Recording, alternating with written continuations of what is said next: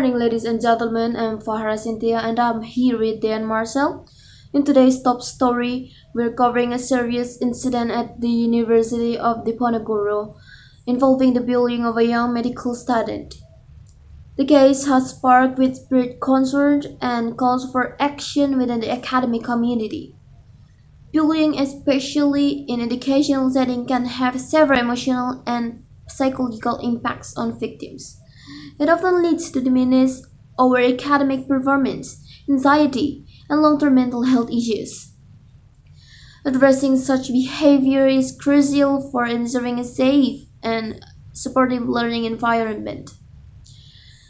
To gain a better understanding of the community reaction and the broader implication of this incident, we now go to our four reporter, which is Mirza, Patra, Salifa, and Anissa, who has been speaking with local resident and expert by their interviews.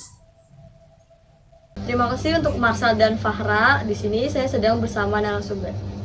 Bagaimana pandangan Anda terkait kasus mahasiswa kedokteran Undip yang memutuskan untuk mengakhiri hidupnya?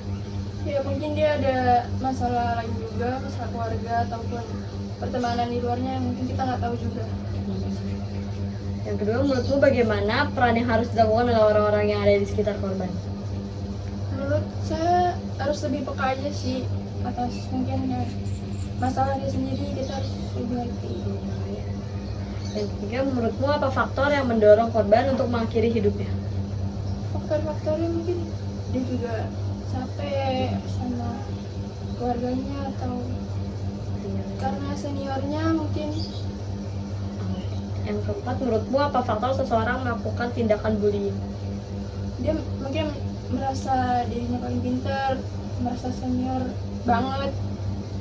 Menurut Ibu, apakah hukum yang ada di Indonesia ini sudah tepat untuk menghukum pelaku-pelaku yang melakukan tindak bullying kepada korban? Oke, kalau misalkan ngomongin hukum ya bukan cuma di Indonesia doang. Hukum itu kan di seluruh dunia itu pasti ada hitam dan putih aja, nggak ada yang namanya abu-abu.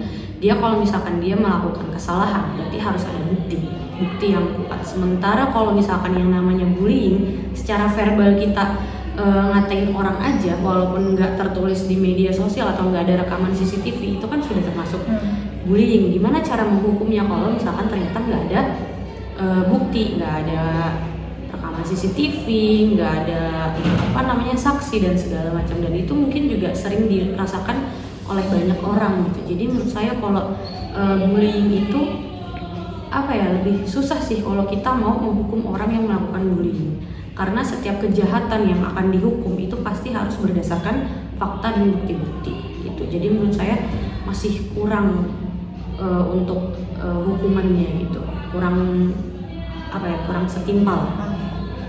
Lalu apakah menurut Ibu media sosial itu berperan penting dalam kasus ini? Nah, kalau menurut saya media sosial di zaman sekarang itu sangat penting ya, dan sangat berpengaruh.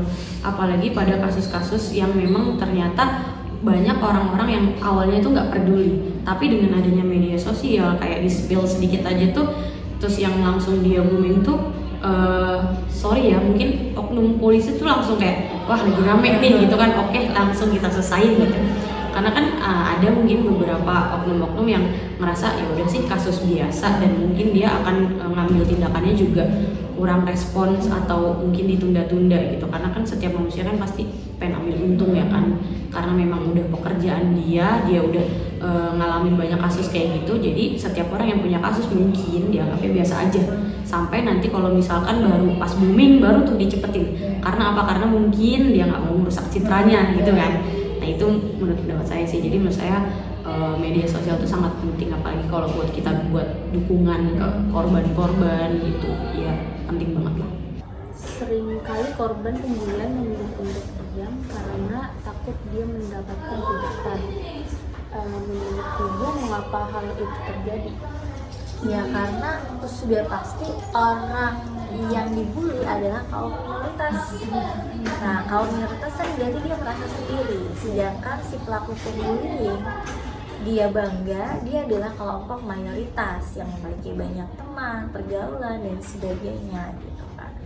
Kalau misalkan dia mempermasalahkan dan tidak berani mengangkat bahwa dia itu dibully terhadap si pelaku bullying gitu kan, kalaupun berani kan mungkin rasa takutnya makin dijauhkan gitu. Menurut Ibu, kenapa senioritas itu masih berlaku di Indonesia? Senioritas masih berlaku di Indonesia. Kenapa ya? Senioritas itu berarti antara junior dengan senior ya. Mungkin ada antara senior dan junior rasa ingin dihargai dan dihormati sih. Jadi kalau misalkan rasa senioritas itu masih ada, berarti ada penghargaan nih antara si junior dengan senior gitu kan, biar bisa lebih dihargain, dihormatin kayak gitu. Harusnya sih nggak ada gitu kan, tapi kan kenyataannya dan realitanya itu masih ada. Most of the time it seems to be that of fear of getting backlash. In your opinion, why does that happen? Well, it's because I don't think that the victims are, have that that makes them feel unsafe when they talk about what they could go through because of fear of getting backlash, and because many people can't really put themselves in their place to felt the bullying and the something that they are going through, and that difference can make someone have different opinions and maybe not going big enough. Sometimes we justify many attitudes and immorality in society sometimes once they are afraid to take it in front of many people. And what do you want to say to all of the medical students out there? Keep fighting, and I know that you are doing good work because being a doctor is not easy, and the one who surviving through it all, they are great, and it's also not a offense to the people who have to live they are actually fighters, but it's just that the world are growing towards it, and it's just pressure that makes them decide and their lives. But for many doctors out there, I hope you guys succeed and you can change this culture and make this world a better place.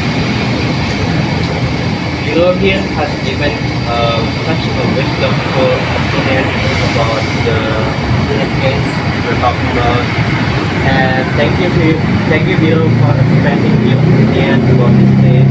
And right now, back to Marcel and Fakra to the podium. To conclude our coverage on the University of Diponegoro bullying case, we will learn from our reporter interview that the majority of the public is aware of the incident and strongly condemns the action of the perpetrators. The widespread condemnation underscores a collective call, accountability, and better measure to prevent such behavior. That wraps up our coverage on the bullying incident at the University of Diponegoro. We'll continue to monitor this situation closely and provide updates as new information emerge. Thank you for joining us. I'm Marcel and my colleague Fahra, and I will now say goodbye. Stay tuned for more news after the break. See ya.